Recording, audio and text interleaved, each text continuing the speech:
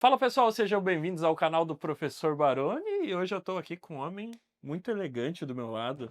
Bonitíssimo, bonitíssimo, Nossa, arrumadíssimo. eu quero saber que nota vocês dão para esse visual do Baroni aqui. Eu quero que vocês comentem a nota para esse look. Muito bem feito, hein, professor? Gostou? É Ricardo Almeida? Não sei, não sei, eu acho que não. Bom, a gente está aqui para aquele quadro que vocês gostam muito: 5 perguntas, 5 dúvidas, 5 respostas que vocês mesmos enviaram através do Instagram do professor e também dos comentários do YouTube. Então, vamos para a primeira Vamos pergunta. lá. Hoje são somente 5 mesmo, professor. A primeira é do Eduardo Santos. Professor, já correram casos em que revisaram os aluguéis dos imóveis para baixo?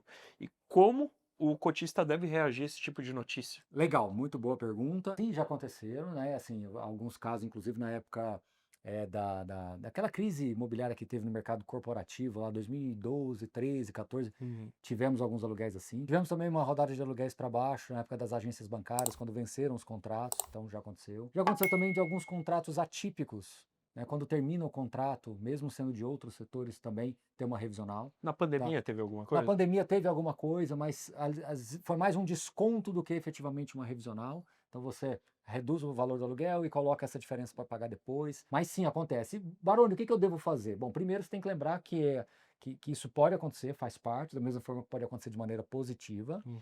Sempre quando você vê economia fraca, PIB negativo, recessão, é possível isso acontecer em contratos que estão dentro desse recorte temporal ali. Então, pensar sempre numa carteira mais diversificada, uma carteira híbrida entre contratos típicos e atípicos para você estar melhor protegido contra essas questões pontuais e entender que sempre os imóveis de melhor qualidade, com locatários de melhor qualidade, tendem a ter menos possibilidade de termos revisionais negativas. Aconteceu também no passado de termos alguns contratos que não eram corrigidos, e que no final das contas acabava sendo negativo, Acaba né? sendo ruim, porque às vezes o locatário acaba perdendo interesse naquele imóvel também Não, ao longo do eu digo assim, tempo. mas é porque às vezes você tem inflação, então às vezes você tinha lá a inflação e você não repassava aquele ano de inflação, aqueles anos de inflação, então já aconteceu também. Bom, professor, vamos para a segunda pergunta, veio do Rodrigo Azevedo. Sei que os FIIs são para renda passiva, mas o senhor já ouviu casos de alguém que fez day trade com os FIIs e deu certo? E se sim, qual que é a sua opinião sobre isso?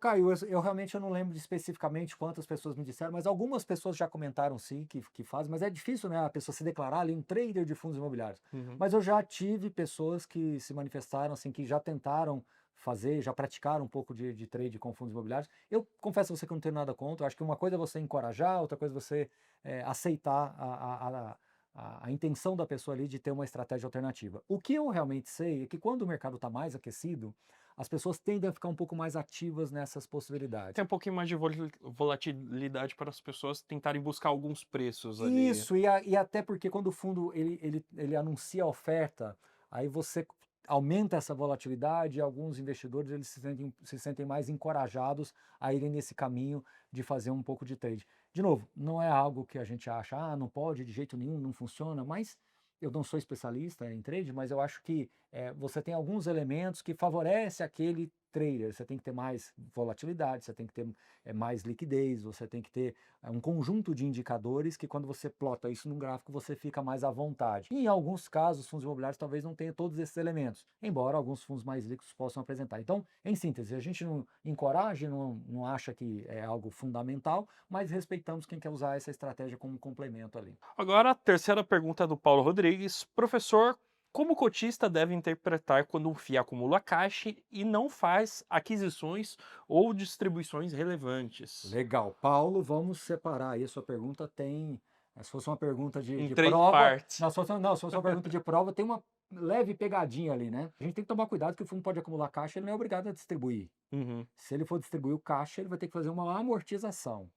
Ele tem que distribuir o resultado que gera dos imóveis, das propriedades, dos CRIs e do próprio caixa. Então, o caixa aplicado lá numa renda fixa, num fundo de DI, um título público, ele tem que distribuir 95% do resultado. Então, o fundo Hum, distribui 95% do resultado, Não do seja o caixa. resultado do caixa, seja o resultado das operações, mas não é resultado Exclusivamente do do caixa. caixa, porque senão vira amortização. Até aí tudo bem. Uhum. Agora, a primeira parte da pergunta, né? Eu comecei de trás para frente. A primeira parte é: o que eu devo esperar desse gestor que está acumulando caixa e não faz aquisições? Então, quando você vê lá, o fundo está com 100, 200, 300, 400, 500 milhões de caixa. Aí você tem que avaliar que, às vezes, no caso como agora, a própria renda fixa rende bastante. Então, às vezes, o gestor pode ficar mais cauteloso na realocação dos recursos, porque o dinheiro está rendendo, às vezes, até mais do que um ativo imobiliário diretamente. Então, ele está esperando realmente aparecer uma boa oportunidade para ele conseguir trocar essa renda. Inclusive, em alguns fundos de recebíveis imobiliários, alguns gestores até demoram um pouquinho mais para fazer essa troca, porque, às vezes, o dinheiro no caixa rende mais do que, eventualmente, uma aplicação em ativo-alvo, né? Um ativo direto. À medida que os juros começarem a cair, porque a gente já viveu, Caio, lá no passado, um caminho completamente diferente. Quando os juros foram a 2%, qualquer gestor, olha como é que são as coisas, né? Qualquer gestor que tinha alguma coisa em caixa era altamente criticado. Então, por isso que eu falo que as críticas vêm e vão de acordo com o Com o cenário que a gente está. Exatamente. Perfeito. Mais uma pergunta respondida. André Gomes, pergunta número 4. Existe alguma vantagem ou desvantagem entre os fundos base 10 e os fundos base 100? Ou tanto faz no final das contas? Boa pergunta. Primeiro, tanto faz do ponto de vista de qualidade. Não quer dizer que um fundo base 10 é melhor que base 100 e vice-versa. Quando eu comecei a investir, era muito comum base 1000. Sim. Depois, base 1000, popularizou-se base 100. Hoje nós temos vários base 10, mas alguns gestores ainda mantiveram base 100. Né? Então, qualidade não se discute. Baroni, é possível montar uma carteira com boa qualidade de fundo base 10? Mas você tem que estar ciente que você vai ficar de fora de alguns fundos excelentes que ainda são base 100. Então, eu não acho que é interessante pensar em montar uma carteira pela base. Eu acho que é uma consequência, né? Agora, mas eu tenho pouquinho de dinheiro. Aí, de fato, como acesso, a base 10 se torna mais democrático. É inegável. O que a gente tem feito de algumas observações é que a base 10 ela tende a aumentar a quantidade de investidores, mas não necessariamente aumenta muito a liquidez. Então, um fundo que muda da base 100 para a base 10, ele ganha investidores rapidamente, mas não necessariamente aquela liquidez aumenta muito ao ponto de mudar completamente ali a situação do fundo, né? Mas, assim, só para concluir, não seguir pela qualidade na hora de falar base 10 ou base 100. Então, professor, fazendo uma pergunta complementar a isso que o senhor disse, você acha que de repente é um movimento que alguns gestores têm estudado em trazer alguns fundos que são base 100 para base 10 para aumentar o número de cotistas? Você acha que isso vai se tornar mais comum daqui para frente? Ou você acha que isso não tem influência de acordo com aquilo que você falou? Não aumenta tanto o patrimônio, a rentabilidade do fundo, então para eles não importa tanto? Assim, é interessante a sua pergunta, porque a gente vai ter que... Essa pergunta ela realmente tem que ser feita gestor a gestor, porque uma primeira onda, muitos fizeram acreditando que ia aumentar a quantidade de cotistas, aumentar a liquidez, que é inegável que aumenta o acesso. É mais democrático, isso é inegável, isso não se discute. Mas os gestores estavam muito inclinados a aumentar a liquidez, principalmente. A base de cotistas, claro, seria uma consequência. Mas acabou que a realidade não foi bem assim. Então, acho que alguns gestores estão fazendo esses estudos, mas talvez não na mesma intensidade que foram alguns meses atrás. Então, acho que agora já é uma onda bem menor do que foi a primeira, tá? Perfeito. Então, pergunta respondida, eu mesmo vou deixar o like, porque você respondeu a minha. E a última pergunta do dia, a do Marcelo Ratão. Qual a melhor maneira de equalizar a carteira? Número de cotas ou valor investido? Legal, pergunta do Marcelo. Eu acho que o valor investido é o mais prudente. A questão é que o número de cotas ele é mais tangível. E algumas pessoas que produzem conteúdo pela internet falam muito sobre isso, sabe, Caio? Que seja de ações, né? Você tem que atingir até X mil ações, até. Então, isso é algo bastante reverberado aí no mundo digital. Mas eu acredito que é difícil você fazer isso, porque nem todos os fundos têm o mesmo, o mesmo valor, o mesmo preço. Então, se eu falo pela quantidade de cotas, pode ser que um fundo vai ficar muito desequilibrado do outro. Principalmente nesse contexto de base 100, base 10, que foi a pergunta anterior.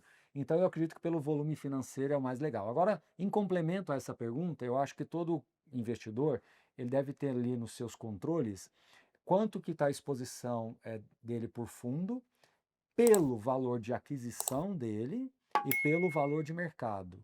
Porque se você tem um fundo que começa a valorizar demais ou desvalorizar, você pode ter um fundo que vai perdendo relevância na sua carteira porque você não fez mais aportes e pelo valor de aquisição, pelo valor do investimento está até equilibrado, mas ele está ficando desequilibrado pelo valor de mercado. E o inverso também é verdadeiro. Um fundo que você comprou e de repente ele valorizou muito, ele começa a ficar muito exposto na sua carteira. Então eu acho que é bom ter esses dois parâmetros e tentar fazer um equilíbrio ali para você nunca ficar nem exposto demais e nem subexposto, né?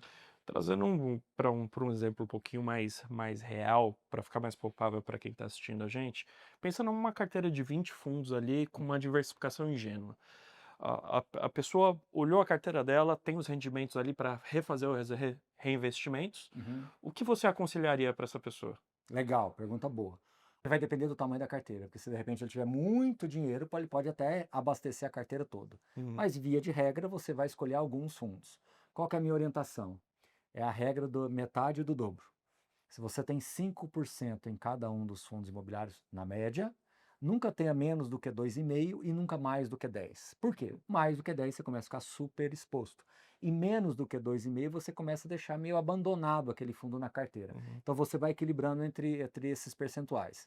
Obviamente, cada ciclo você vai ter alguns fundos que talvez vão estar em condições melhores. Às vezes um fundo que estava com um nível de alavancagem mais alto, estava um pouco mais pressionado, o mercado colocou um prêmio de risco adicional, ele se torna mais vantajoso durante 1, 2, 3 meses, Uhum. até mais. Às vezes um fundo de recebível, eventualmente que é indexado a IPCA, o IPCA veio baixo, ele fica mais descontado no mercado, de repente ali, naqueles 2, 3 meses subsequentes, eles são mais interessantes. Então, a vantagem de você ter uma carteira bem diversificada com 20 fundos, por exemplo, mas pode ser 15, por exemplo, aí você conseguir ter uma pluralidade de estratégias. Então vai ter o logístico, vai ter o corporativo, vai ter o papel IPCA, o papel CDI, e quando você traz por esse prisma, sempre você vai conseguir encontrar 2, 3 oportunidades no mês. De novo, pode acontecer e é comum que ocorra de você querer comprar sempre os 3, 4 primeiros ali, sempre o tempo todo. Cuidado, porque senão você vai ficando super exposto. Aí você tem que se proteger contra você mesmo. Chegou perto dos 10%, por mais ainda barato ou sugestivo que ele seja, por prudência, vá indo para os próximos, entendeu? Porque senão você pode falar, nossa, mas esse fundo é uma oportunidade, e quando você vê, você está com 20, 30, 40% nele, que não é o mais adequado, né?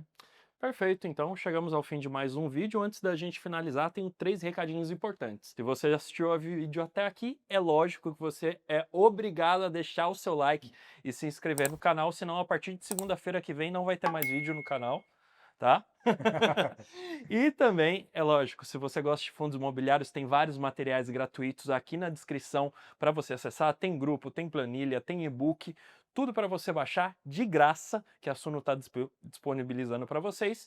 E a gente está na nossa Black Friday, né, professor? Sim. Nação Investidora tem a gente está na melhor época do ano para você assinar ou renovar a sua assinatura das carteiras do professor Baroni, a análise do professor Baroni, também de mentoria, consultoria. Então, dá uma olhada no primeiro link que está na descrição para você conferir todas essas ofertas, tá bom? E o mais importante você não falou. O que, professor? Não tem cupom Barone05, não?